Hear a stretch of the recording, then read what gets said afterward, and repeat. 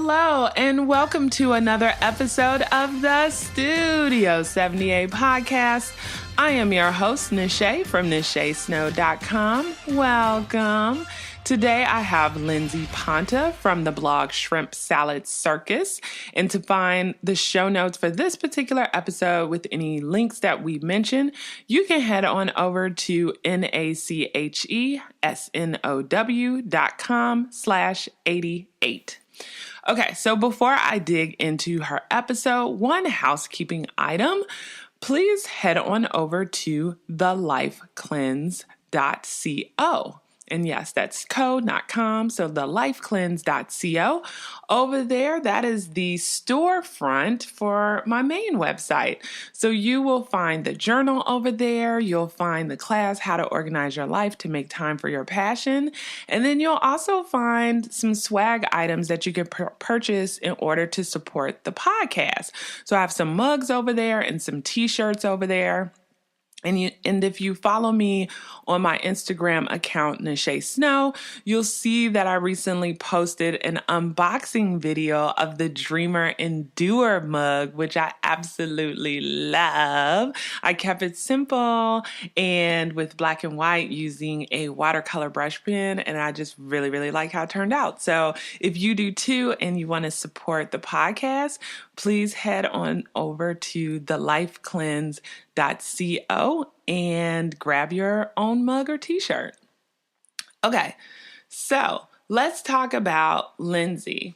So I really wanted to have her on here because I think a lot of times as entrepreneurs, we'll read these articles and they're like, blogging is dead. No one's making money off of blogs anymore. Yada, yada, yada. You need to get into podcasting. You need to get into coaching. You need to get into selling a product. You need to sell a course. You need to da, da, da, da, da. But is blogging dead? I don't think so. I think it really depends on your content, and I think it really depends on if you have been able to find your audience or if you're really good at finding your audience. And so in this case, I have Lindsay on, who has had a blog since 2009, so she's been in the game for a while, but a lot of blogs do fizzle. So I feel like she could, and she did, but I wanted her on here because I felt like she could really tell us what has helped her sustain her blog over all of these years and what continues to help her get traffic and what she finds that's working. Because I feel like even if you are just starting a blog out today, you can use some of these same principles to apply to your new blog that you want to run as a business. And I want to note, too, that Lindsay does this as a side hustle. So she does have a daytime gig that she absolutely loves. And then she does this to generate some income on the side. And so in this episode, we get into what her main revenue streams are. We discuss how she works with brands. She has a ton of Instagram followers. And we discuss it's funny how she got them, but you'll here. I don't want to do any spoilers. We talk about some Instagram tips that she finds that works. And then we talk about developing content because that's always the thing that actually will make or break a blog, right? Is content. But she kind of talks through how she is able to keep the content up. And then the importance of balance, we get into that because she has a little one that has come into her life for the last couple of years. And we talk about how she's had to adjust based on that. And then we just end up talking about her obsession with travel. Actually, she has traveled to over 30 countries. But I think that's all about prioritizing, right? You prioritize the things that you want. But anywho, have a listen to the episode. And yeah, I can't wait to hear what you think. Here we go. Hello, Lindsay, and welcome to the Studio 78 podcast. Hi, thank you so much for having me. I'm so excited to chat. I cannot wait to dig into Shrimp Salad Circus and how that all started. But before we dig into it, can you tell the listeners just a little bit about you before you decided to start it? Yeah, for sure. So I have always been kind of crafty, creative. I grew up with it. But I definitely feel like more on the maker side versus the artist side. Like I feel like you're a total artist and my brother is a total artist. And I'm more of like kind of handicrafts. So my mom growing up was always into a lot of different things. And so kind of raised me with that. But I had always just kind of dabbled in different things and would just get together with friends and do crafty things. And then when I was in grad school for my master's, I was looking for a really effective way to procrastinate, and it was 2009, and so it was, I think, pre-Pinterest and Instagram at that point. I started doing, I think the first thing I did was like a thrift store furniture makeover and took the most wretched pictures that are hilarious to look back on now, and started my blog on blogspot.com. Yeah. And just kind of found this. I feel like the community was so different back then. It was like all much kind of more tight knit and everything. And so I got just totally hooked early on. And then it's, been 10 years now and it's kind of grown with me along the way. And it's just really fun to look back at like bad yearbook photos or something. Right. And then just so the listeners have an idea of all the things you do on your website, can you tell them like the different type of posts and the different things that you put out on Shrimp Salad Circus? Yeah. So Shrimp Salad Circus is first and foremost a DIY blog, but I feel like I'll say it's a DIY and lifestyle blog because that's the everything else that doesn't fit into that bucket. But it has always been first and foremost DIY projects. So I joked about having a short attention span earlier, but I meant it. So I do all kinds of different projects. So I've got jewelry tutorials, bath and body, like bath bombs, sugar scrubs, woodworking, sewing, just a ton of different things, like all kinds of painting projects, things like that. Projects for your cat. So it's kind of just whatever I have going on in my life at any given moment is what I'll be making projects for. And then that's what ends up on the blog. So like there's a bunch of baby stuff now because I have a 1.5-year-old. And then I have, travel posts. I'm really, really big into travel, and recipes and things like that. So just kind of whatever else, jumps out at me at any given moment. Yeah, I know. I was like all over your site too today. But okay, so just to go back, so you're like on Blogspot. What made you say I want to get, like my own website and I want to brand this? Yeah, so it actually took me years before I kind of like moved everything over and did like some really official branding and stuff. I had some weird brand evolutions along the way, but I think just realizing at that point that I had been doing it for as long as I was doing it and that it was kind of my go-to for escaping the stress from my day job and having a creative outlet and just kind of giving me purpose for my downtime. And I started picking up some kind of brand client work along the way when that started to become more of a thing. And so then I was like, okay, so this is something that I can make sustainable, and then decided to reinvest and start treating it more like a business. And so that's when I switched over, got my own website, did a legit brand makeover and all that jazz. And then I think that was really helpful too for me, just kind of in how I treated it and how I treated my time working on it. And I think took it a little bit more seriously from there. And then so you're doing this. Did you decide to just continue to do this while working full time? Or did you say like, oh, I'm going to do this full time? So I actually still have a day job that I'm home 2 days a week with my daughter now. When she was like maybe six months old or so, I went down to part-time, which is fantastic as I'm able to kind of finance the ability to go part-time with what I'm pulling in with my business.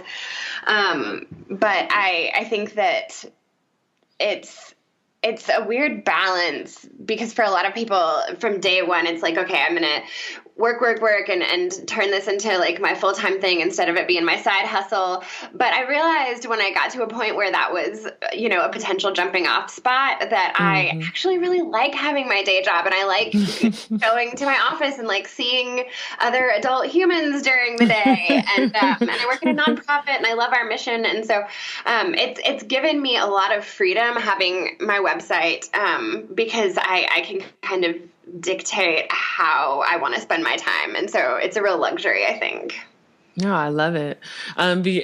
Because what I try to emphasize on this podcast is like going full time isn't for everybody. For some people, it's great. They're like, I quit my job and I started this, whatever. And it's amazing and it works out. But other people are like, no. I have like this amazing full-time job and I'm good. And this fulfills me on my nights and weekends and gives me money to travel. And I love it. So it's like it's a very personal choice. Yeah. Yeah, and I think it's one that you like don't even know where you stand until you get there sometimes, because I think that I just assumed that was what I was working toward until I got to that point, and then I was like, no, I really like where I'm at with everything right now. So yeah, it's good. It's a good balance. Now, another thing I think people struggle with is they have like this idea to put the things they love on, some kind of website or do a YouTube channel or whatever it might be. But then they struggle with like figuring out how to monetize it. So how are you able to figure that out? And what are some of the things you do in order to try to generate income for your business? Yeah, that's a really good question. I know it's something that intimidates a lot of people when they're first starting out. And I think that my entry into it was unique versus now a lot of people will start a blog with the intention of bringing in an income. And it wasn't really a thing 10 years ago the way it is now. And so, the first time that a brand reached out to me, I was like, wait, you want to give me money? And I was just like taken aback. It was probably like $5 or something. And I was feeling so fancy. And so I guess my main revenue streams are, the website ads that everyone loves to hate, but it is a passive income stream with Mediavine as my ad network, and I love them. They're very, very focused on user experience and make it as unobtrusive as they can, and that enables me to cover all my expenses and then pay some of the bills. And then the other big piece of it, which is my favorite revenue stream, is sponsored posts where I'll work with brands. A lot of people will do like just sponsored Instagram posts. Most of the time I do blog posts and then I'll promote them on my social media channels. But it's brought in some really cool opportunities for me, and it's also kind of a fun challenge because like I won't take on any opportunity. Like I turn down way more than I take because it needs to feel like it's a natural sort of authentic fit for my content. And so, I'm not going to suddenly do a post about like, I don't know, like a pesticide or something and try to make that feel like a natural fit.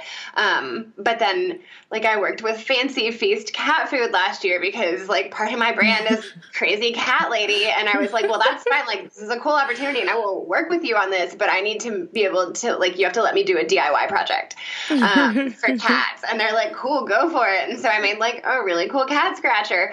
And then like my cats are sitting in front of me eating some Fancy Feast. And so there's some stuff where it's like I worked with Michael's craft stores for several years, and that's like a really clear, obvious fit. But then it's sort of fun, like making partnerships with like Starbucks or Fancy Feast fit in and feel really natural. Yeah, no, that's really cool. I saw like the cat thing because they had like I think it was like a rainbow almost like shape, right? Yeah. Pretty cool. So, and you know what I love too is because I think this is a perfect example because when you hear like some of like the experts, they'll say like blogs are dead. Don't worry about doing blogs anymore. And then we have like a perfect example of you, even though of course you've been around for a while and been in this game for a while, but you're still able to do sponsored posts and make money. So I feel like that just goes to show you just need to find your audience, right? And then if your Yes. audience still loves blogs and still loves to get content like that versus always, let's say, on social media, yeah, then it still works. So I really love it. Yeah. It's all about knowing what you can deliver and being able to prove that and to get that out to your audience. And so it's, I think, always evolving. Yeah. And I think it's nice too. So, I know a lot of the sponsors come to you, but do you ever reach out to anybody, or have you been pretty lucky with them just reaching out and you're like, oh, yeah, sure, I think I'll do this? Yeah, so I have mostly been really lucky. Like, I think that that's one of those break points where, like, if this were going to be my full-time gig, I would 100% need to be proactive and pitch out to brands. Right now, I only do that if there's something that I, like, really, really want or a brand that I really want to work with. So, like, I worked with IKEA for a room makeover series for my my studio space in our basement, and then ended up working with them again on the whole rest of the basement. And it was like maybe an 8-post series, I think. And so that one I did pitch out to them. But for most of what I get, it's either through networks, which I don't do as much of anymore, or brands reaching out to me directly. And one of the things I love is a lot of times brands will ask you, like, is there anybody else that might be a good fit for this? And so there's definitely some word of mouth, like, oh, so-and-so has a kid this age, or she's really great at, like, paint projects. And so kind of helping each other out along the way. And do you think they find you, is it through Google search or like on social media like Instagram? I feel like a lot of it at this point is Instagram. Yeah, the gram. Instagram feels like it's driving so much right now. And I feel like that's even more than blog ads. People have a love-hate relationship with Instagram. They do. It's like the elephant in the room. You got to feed it.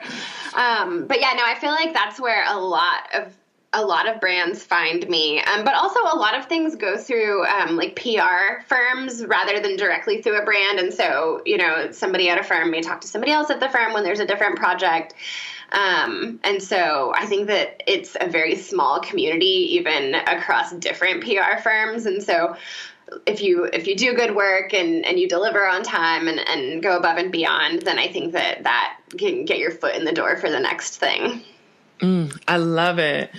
And then, so of course we have some people out there, some DIYers, some crafters, some artists, fiber artists who, what have you, who are like, I wish brands would come to me. So, you have like I would say a significant Instagram following. Like, how are you able, and I know it's been, and I think it's important for people to hear, it's been a decade, right? So it's not like, oh, I started this a year ago and I've got like almost 70,000 Instagram followers, right? Like she's done this for a decade. So definitely it takes kind of dedication, but I feel like it also, takes being kind of smart about what you're putting out a little bit. Maybe some is a little luck in the beginning, but as, I'm sure the years went on, you're like, you know what? I want my stuff to look like this, and this is who I want to reach. So how did that look for you? Like, how are you able to like find your tribe and like grow your following online? So interestingly, Instagram, as much as I have been doing this for a decade, I got the vast majority of my followers over like a 1-week span. Wow. So Instagram used to have this feature called the suggested user list that they would feature accounts on. And then anytime somebody signed up for a new Instagram account, it would say, okay, well, here's your new account. Why don't you start out by following these 5 people? And so I got featured by someone at Instagram, and I got an email that was saying, like, you've been featured and you may get some new followers over the next few days. And I literally thought it was like spam. And then it was not spam. So it was really cool. It was also super overwhelming, like suddenly all these people. And that was when I like really first started feeling that like, this feed needs to look polished. Like, you got to be really careful about the content you're putting out there. But I think for somebody starting out, of all the things I've learned along the way, I feel like the biggest thing is you have to really have your heart in what you're doing. And I think that sometimes when people are starting out and they're like, okay, I want to be making X dollars by 6 months in and blah, blah, blah. And, you know, maybe they take like 5 different e-courses and stuff, and then burnout happens and your heart isn't in it anymore. And so it kind of just fizzles. So I feel like finding that thing that you love and sticking with that and kind of honing it, and then branching out as you get comfortable, and then like kind of tackling one thing at a time. So it's like photography is so, so important. And so I feel like learn what you can about how to take great photos, because nobody's going to come back if, you know, your pictures look like they were taken on a Nokia flip phone. So just like picking up one skill, not mastering it, because I don't feel like I've mastered any of this yet, but picking up a skill, getting really comfortable with it, and then moving on to the next skill. Because for me, when I try to learn too many things at once, I just completely shut down. And so I think that starting off with that is really critical, to have that foundation without overwhelming yourself. I love that advice. So, okay, people. So she didn't build all of these over years. It was like a week period. However, I think they started following you and loving you probably because when they saw your account, because I kind of remember when they used to do that, and you would see somebody who you like, but you have to keep them interested or they'll unfollow you. So to me, you did something right by making sure you continue to put out interesting content. So all of those followers didn't say like, ooh, what's this? I don't want this, you know? Yeah, and it's so fun having the people who are like, oh, I've been following you since, you know, 2011 or whatever, when somebody says something like that. And it's like the best thing ever, that they're like, I still love what you do. Or it's been so fun watching your style change and whatever. And I think that like the other thing with particularly Instagram is just like finding what your voice is, because I feel like there's so much pressure to like, do you want to have the bright, colorful feed? And so you're like having to find awesome mural walls all the time, and there are none left in your city. So what are you going to do now? Or do you want to be like the chill, earthy mama, like the granola crunchy mom? Or do you know, like there are all these personas, and they're all fine, but you have to find the one that feels true to you, or you're not going to be able to keep it up. And it's not going to, people aren't going to join that tribe because it doesn't feel natural. So I think not trying to kind of force yourself into a mold, because that's what's trending right now, because the trends come and go so fast. Yeah. And, you know, it's like, I love a beautiful feed, right? Once they have, the pictures have same tone and things like that. But what I've also seen is some Instagram accounts, like when I go to their account, it makes me want to cry a little bit, but the theme of it is to be ugly. You know what I'm saying? And it works and people love it. So, you know, I say that to tell people, like, it's not that it has to be like beautiful and flowers and gold vases. Like, it needs to feel cohesive, right? Like if it's going to be like this weird, you know, theme that not many people resonate with, it's okay, because you're going to attract the people that like that, but you just need to be consistent. You can't be gold vases one week and then like, I don't know, quotes, you know, 10 posts in a row or something. Yeah, exactly. And it's like some people just knock it out of the park with that consistency. Like there's one I follow who it's literally only pictures of rooms inside her house. And like, for me, I would sit there and think, okay, I would run out of content in like 14 days. But she has managed to find like all these unique, different like nooks and corners and angles. And like, this is what it looks like when the sun is coming out in the morning and whatever. And people adore it. And so it's like, you just find those people who are like, that want to see every inch of your house and want to know the story behind all of it, and you can make it work. So like for that reason, it's got to be something that you love desperately and are like excited to post about it, and then I feel like people feed off that. Yeah, you know, because I follow like a couple of accounts like that, and I'm like, why am I following this account? I've seen this chair before. It's just they've taken the picture at a different angle, and they've like switched out, you know, the plant or something in the background. But I'm like, this is Right. the same room, but I can't unfollow because the pictures are so beautiful, right? Right. They're But so good. And you're like, I still want that to be my room. So here we are. exactly.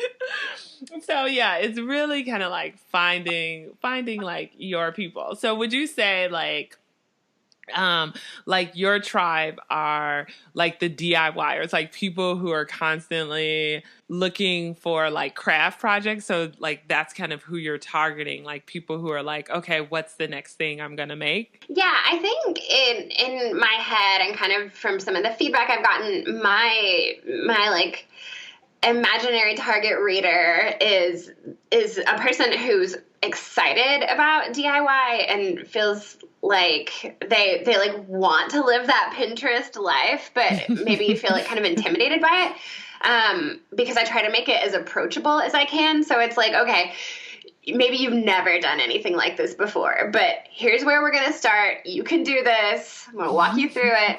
And then makes them feel like, you know, like that they are a badass crafter now and that they can go try something else. Like, heck, they're off to buy a Cricut now because they're ready to take over the world. So I feel like people who don't want like the pressure of having to be like really perfect with it and want like a safe place to jump in and mess up. Mm. And you know, I think another thing people struggle with is they're like, I'm going to run out of content. So how have you been able to like blog consistently and like come up with these new and different ideas to like share with your audience? Yeah, so that's literally the most common question I get asked. Like people at my day job are always like, "How do you do this? Like, like you're gonna run out of ideas and whatever." And sometimes when people ask me that, I'm like, "Am I gonna run out of ideas?" But like the fear is real.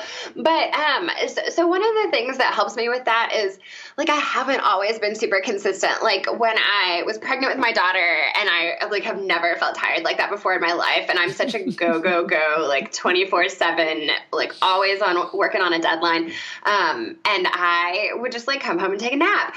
And I finally just decided like, okay, I'm going to be okay with this. I'm going to be okay with like, I haven't posted a new blog post in 3 weeks, which would have made me cringe like months prior to that. So I think letting myself not be consistent when I need to, because then it feels like I'm forcing it and I'm coming up with ideas that I'm like, this isn't really that fantastic. I just spent a lot of time on this and I don't love it. So I try to let it kind of come naturally as much as I can. So it's like, maybe like we're traveling somewhere and I see something that inspires me. And so I'll like take a picture on my phone and then I'm like always using the notes on my phone and I'll be like I get home and I have no idea what I was talking about. It's like square tile with triangle or something. And then I'm like, I wonder what that was. It was probably a cool idea.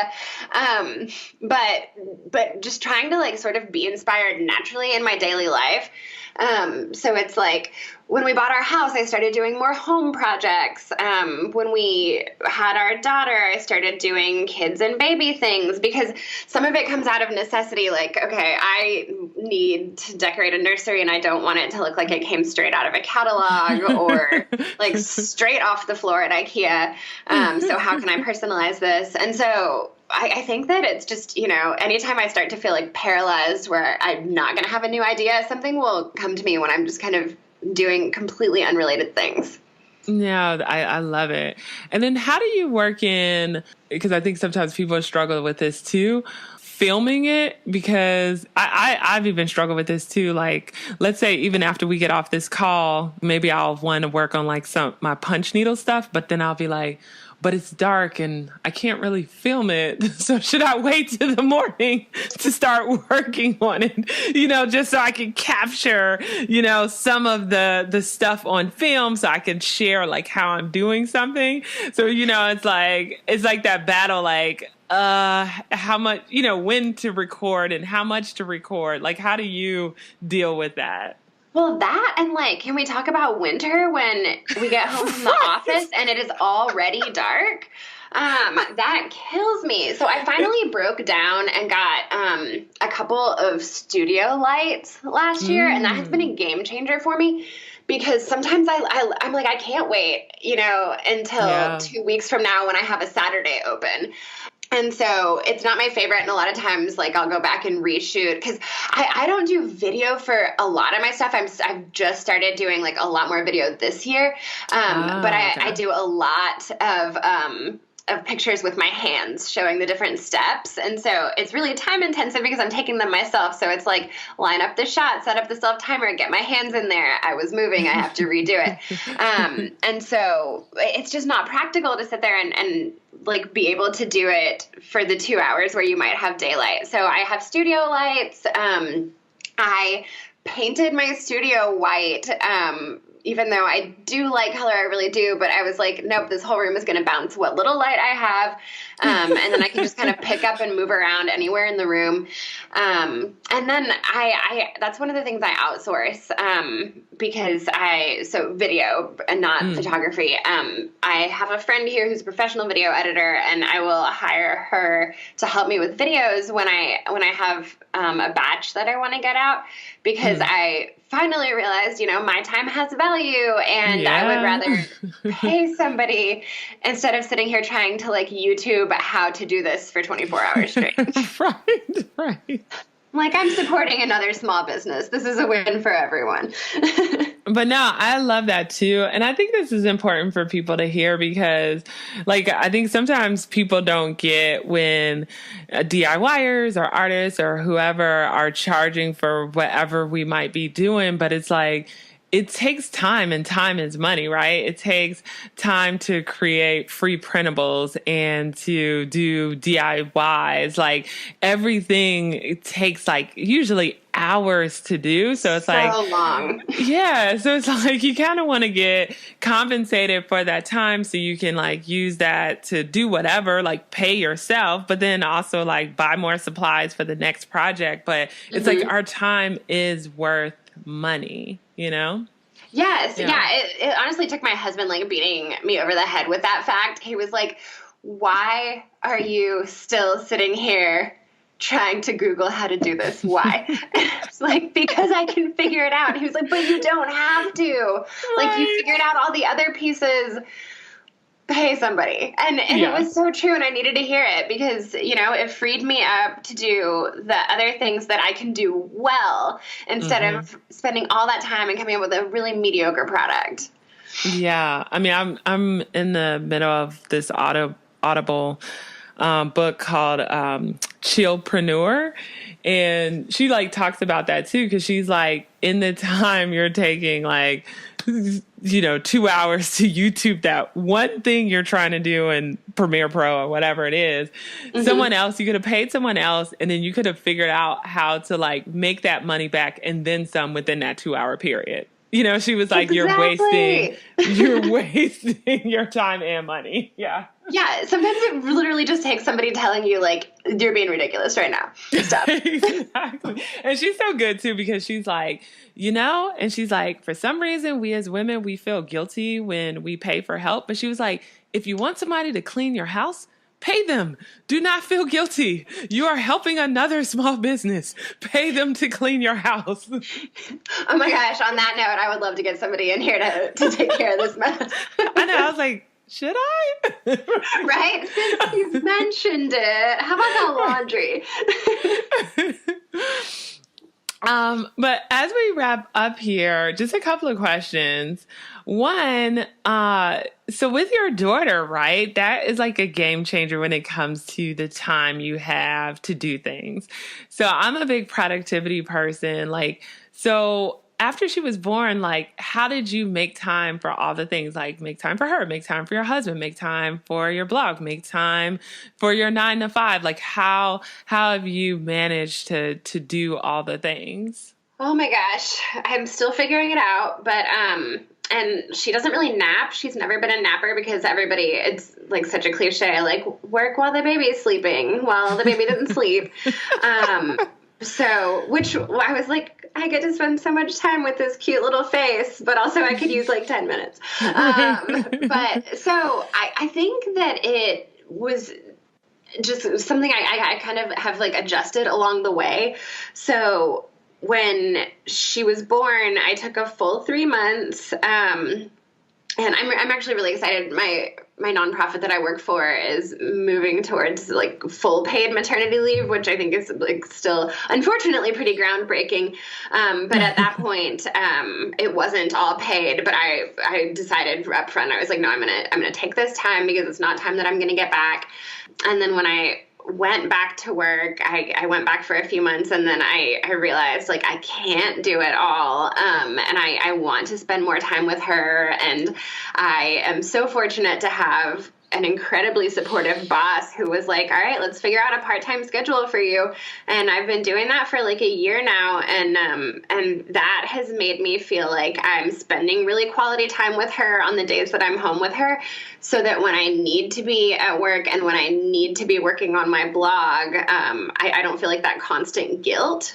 But also, sometimes I'm just like, you know what? This isn't all going to happen. I want to spend time with my husband and my daughter. So I'm not getting a blog post up this week. Like, I don't have a new one that went up this week because I decided, you know, I also need to sleep sometimes. And so it's, I guess, being more forgiving with myself. So, but again, that's the luxury of this not being my full-time thing. I can turn down work if it doesn't feel like a perfect fit. I can make my own schedule and not have to be super strict with myself, so that I can like ebb and flow as my family schedule does. I love it. Yeah. It gives you that flexibility, which kind of leads into my next thing. I was looking at your Instagram account, and it said you had traveled, I believe, to 30 countries. Is that right? Yes, I'm obsessed with travel. It's like my favorite thing in the world. I was like, whoa.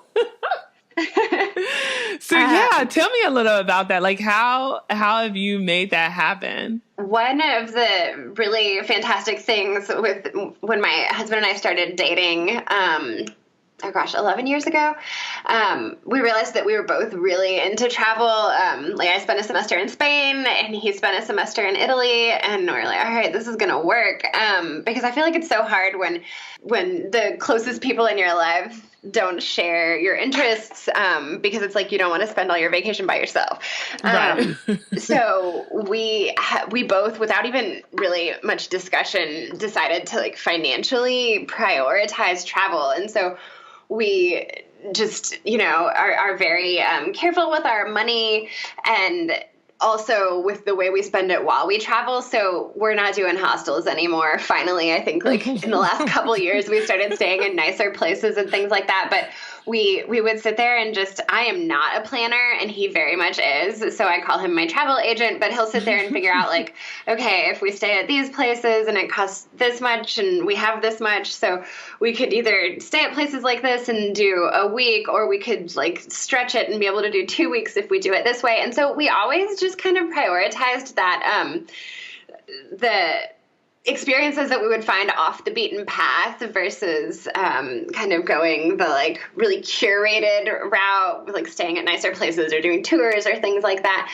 And then, you know, I've even had some travel opportunities through the blog, which has been really neat. And then nice. When we decided to, because I am 33 now, and we always knew we wanted kids, but we all of a sudden one day we were like, I don't know if we're ever just going to feel like we're ready to go for this, so we probably should go ahead and like get on it pretty soon. So we made a travel bucket list, so of like the places that would be way less fun with like a baby or a toddler. And so we did like in the 3 years before my daughter was born, we did the Galapagos Islands, South Africa, and then the last year we did Japan.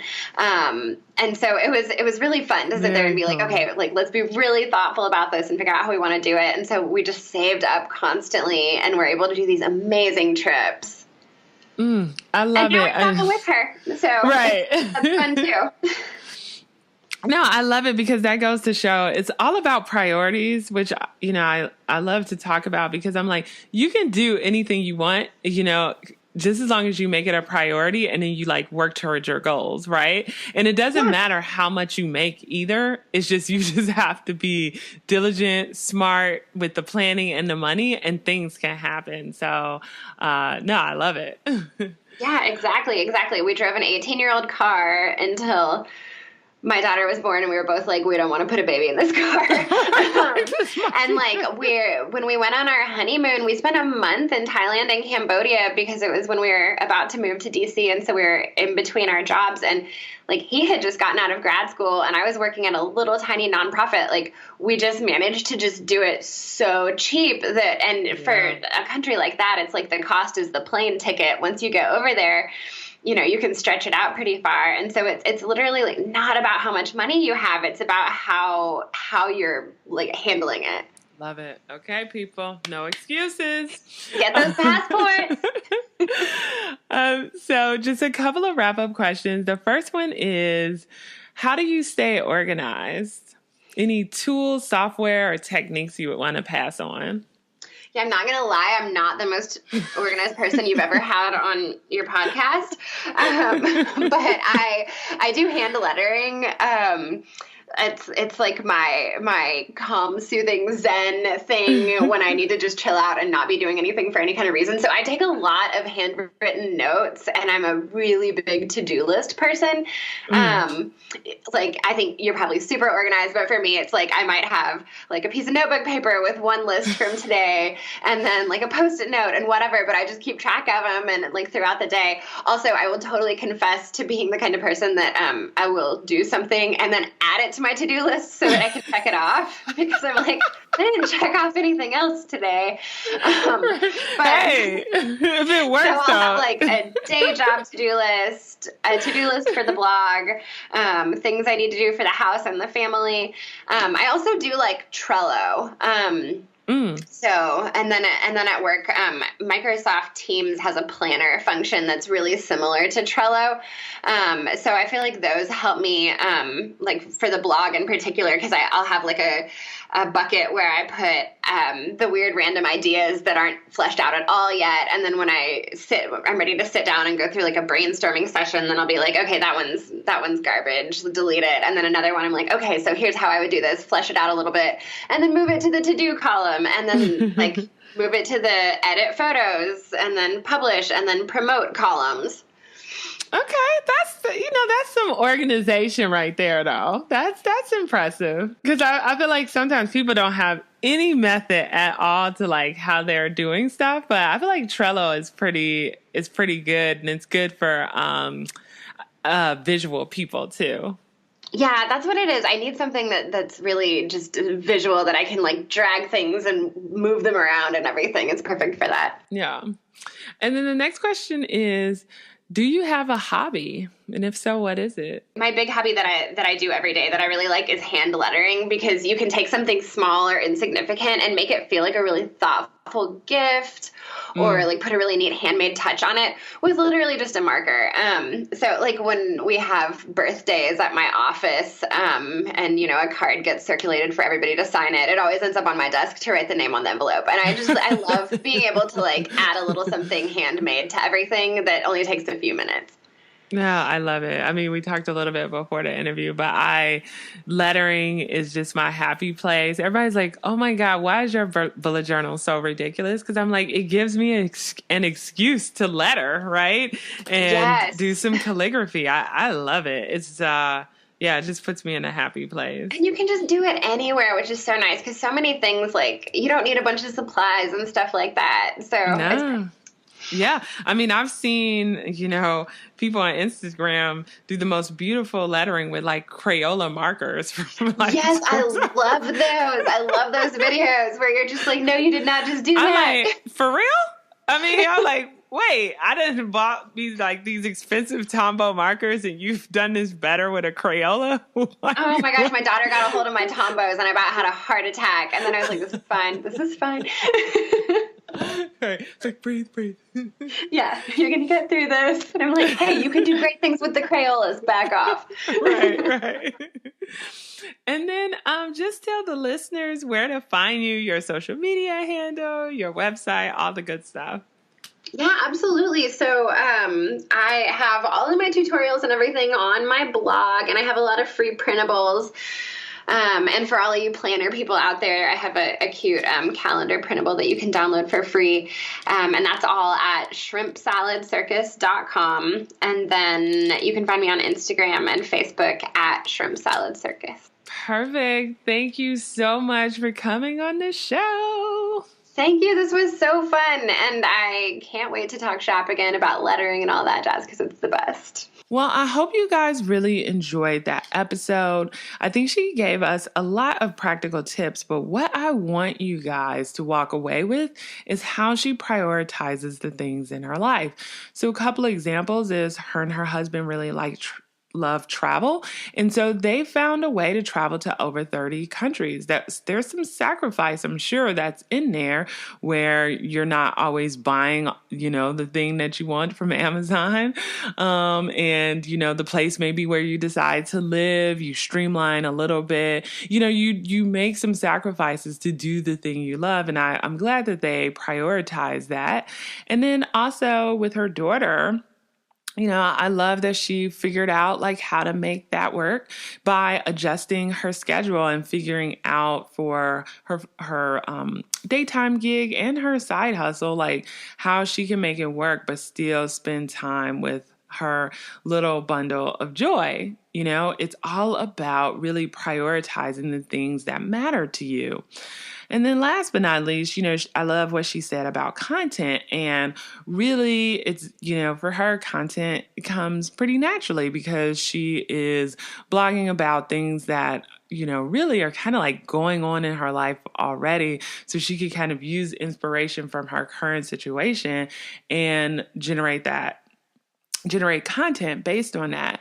And so, some of you guys might be like, oh, that's kind of easier because it's a DIY blog, but not as easy as you think.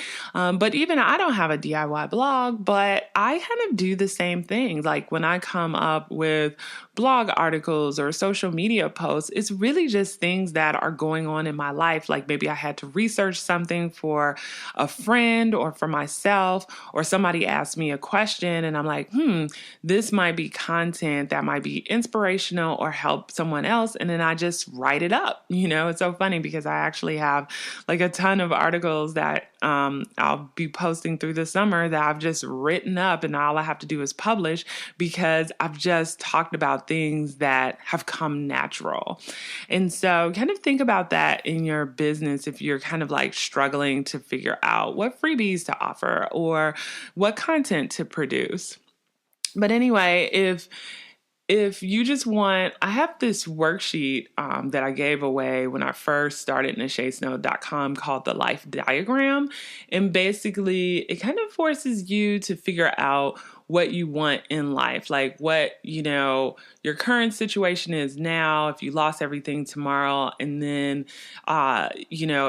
it's some alternatives to what would be important to you or what you want to do now, 1 year from now, 5 years from now, 10 years from now, 50 years from now. But basically, it just helps you it's a really simple diagram, but it just helps you think through what is important to you and what should you be working towards, so then you can prioritize things in your life based on what you've written. And I've talked about this in a past episode where I've used this because I initially got it when I was in grad school. And when I look back on it 10 years later, I had actually accomplished the things that I've written down from this diagram, which was kind of astonishing. So anywho, if you want that free copy, it's nachesnow.com/life diagram, and you can print it out and use it at your leisure. But Lindsay, thanks again for coming on. Thanks again to all of you guys for listening. If you found this inspirational, please comment on the post about this on Instagram. My Instagram is at Nache Snow. Or if you're Facebook, I have the Studio 78 podcast. That's the handle for the Facebook page. And yeah, just comment on the episode and, let us know what you thought, what you learned, what questions you have. I love reading all the comments. But anywho, you guys have an amazing week, and I will have another amazing guest next week. Take care. Bye.